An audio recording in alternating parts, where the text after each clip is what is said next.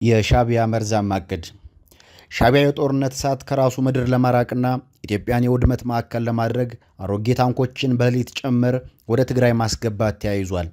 ይህ አደገኛ እኩይ ተግባር የኢትዮጵያን ሕዝብ ሰላምና ደህንነት በጽኑ የሚፈታተን የጥፋት መንገድ ነው።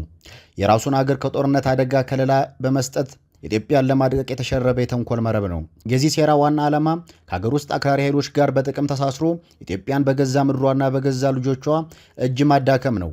ሻቢያ ጦርነቱን ወደ ኢትዮጵያ ወሰን በመግፋት የራሱን ደህንነት ለመጠበቅና ሀገሪቱን ለማውድመት የደረሰው ከፍተኛ የሆነም ሴራ ነው።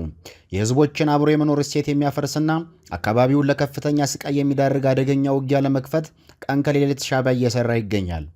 ይህን የሻቢያ መርዛማ ዕቅድና ሀገር የማፍረስ እኩይ ስልት አብዛኛው የኢትዮጵያ ህዝብና ሀገር ወዳድ ኃይል በግልጽ ተረድቶታል።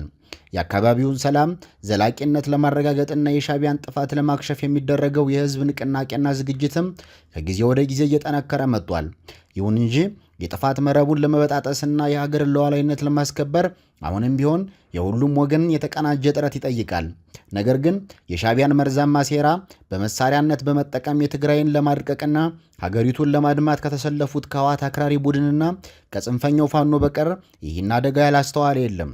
እነዚህ አካላት የሻቢያን የፖለቲካ መጠቀሚያ በመሆን የህዝብ ስቃይ ላይ ለመቆመርና ጥፋቱን ለማረዘም ቁርጠኛ ሆነው ቀጥለዋል።